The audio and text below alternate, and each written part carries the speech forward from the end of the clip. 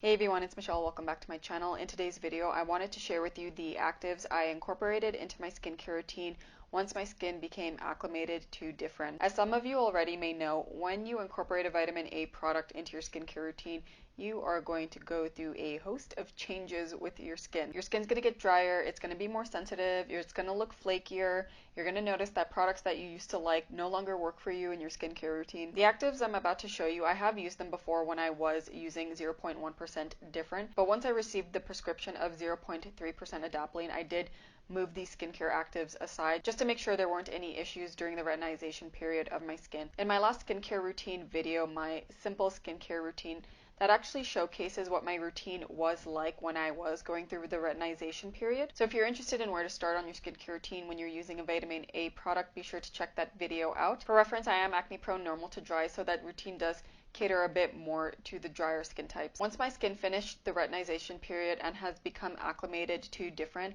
that's when I started incorporating these ingredients one at a time back into my routine. What's great about these ingredients is that they are no one-trick ponies. They actually have a multitude of functions that contribute to your skin's overall health. And another thing is that the brand that provides the products that I'm about to show you actually share the percentages and the pH level of each product. When it comes to formulating a product with the actives I'm about to show you, percentage and pH level matters. Because first off, you do want to make sure that if a product claims X, Y, and Z, that you're actually getting the right concentration of that active ingredient in the first place for it to actually work. Secondly, some actives only work at certain pH levels, so that's why the overall formulation of percentage and pH level matter. Alright, having said that, let's get right into the ingredients. The first one I'm going to share with you is, no surprise at all, it is niacinamide. I have mentioned this multiple times throughout my videos that this is my most favorite ingredient to have in my skincare routine of all time. Niacinamide is an antioxidant that is a great all-rounder ingredient, and it's actually my favorite out of the three I'm about to mention. It is an antioxidant. It increases the skin's lipid production to strengthen your skin's barrier. It minimizes pores, which I have seen myself, especially when first using this product in particular,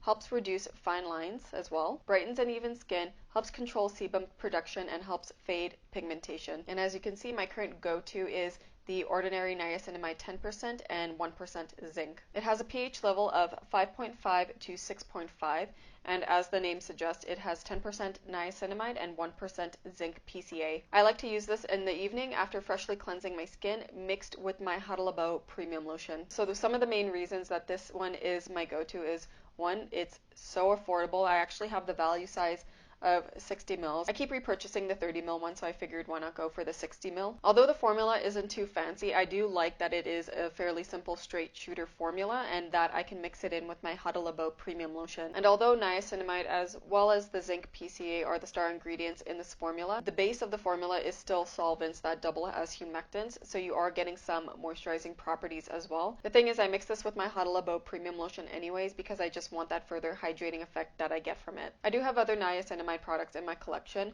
one of them being the Paula's Choice 20% one, and I actually plan on doing a review on all of them in a later video, but aside from having all of those, I almost always reach for the ordinary one, and it's the one that I have repurchased multiple times. For the next ingredient that I started to include in my skincare routine is glycolic acid. Glycolic acid is an alpha hydroxy acid, so it is water soluble, and it is a chemical exfoliant. So chemical exfoliants increase your cell's skin turnover on the outermost layer of your skin, so that's the stratum corneum. Glycolic acid also acts as a humectant, and it also increases the collagen and hyaluronic acid amount in your skin's dermis. So this overall makes your skin thicker and less prone to transepidermal water loss. And in my personal experience after using glycolic acid for the past few years, it has been one of the most significant products that I've incorporated into my skincare routine when it comes to addressing the texture of my skin. My current go-to is still Crave Beauty's kale-lalu-yaha. It has a pH of 3 to 4, and its concentration of glycolic acid is 5.25%.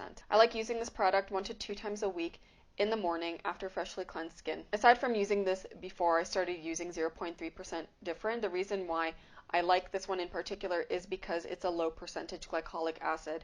I have used 10% in the past, but when it came to using 0.3% adapalene, I wanted to make sure I started in baby steps with glycolic acid. So 5.25% is perfect. Alongside the glycolic acid, this is also formulated with moisturizing and soothing ingredients. So when I use this, I never noticed any significant drying or any irritation. It has aloe hyaluronic acid and vitamin B5, which help to hydrate and also soothe the skin. And also part of the reason for its name and its light green color is that this does include dark leafy greens like kale, parsley, and spinach for antioxidant benefits. And it also has allantoin, which is a really great skin soothing ingredient as well. This has been serving me really well in my skincare routine for the past couple of years.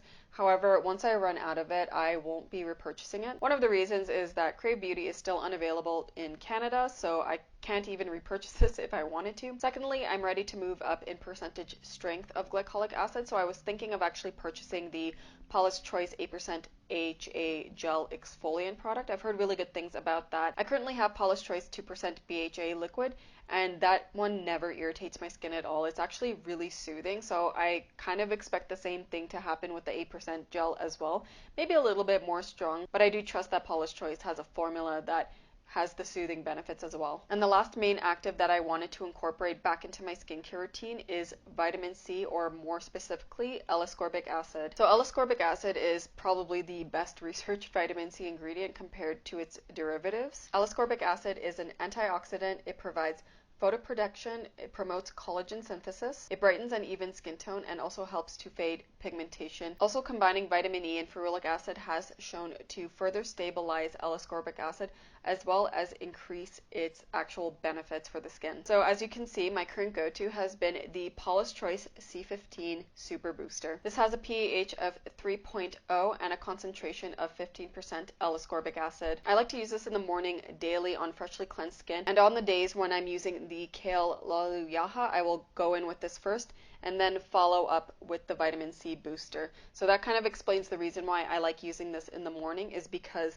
these two have a very similar pH level. This one has, again, a 3.5 to 4, and this one has a 3. The reason Paula's Choice is my go-to is because it contains the 3 key ingredients needed to make this a very effective vitamin C serum. So that is the L-ascorbic acid, the vitamin E, and ferulic acid. This is also the only L-ascorbic acid serum at a high concentration that has not burned the bejesus out of my skin. I have gone through 2 bottles of the Timeless Vitamin C Serum, and every single time I use that product, it was like beauty is pain, because it just burned my skin every time, and if I had any pigmentation from acne, it just made it look super red, and my skin actually never looked even because of how red it became. This one does not do that, and it's very pleasant to use. This booster also contains a handful of skin beneficial ingredients as well. It has sodium hyaluronate and glycerin as the humectants. Forgive my pronunciation, but there is a peptide in here called hexanoyl dipeptide 3-norlicin acetate, which is supposed to help hydrate and improve skin texture. And this also contains panthenol and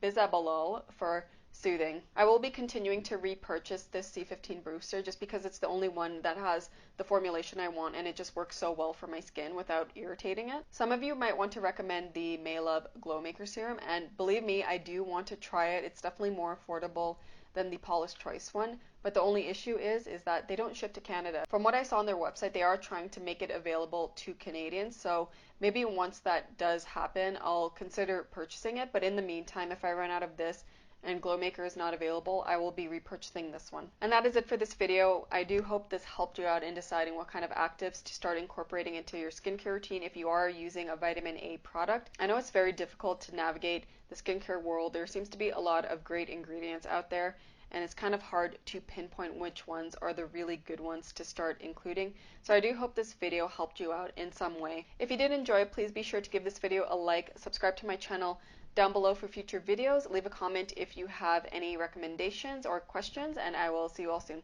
Ciao.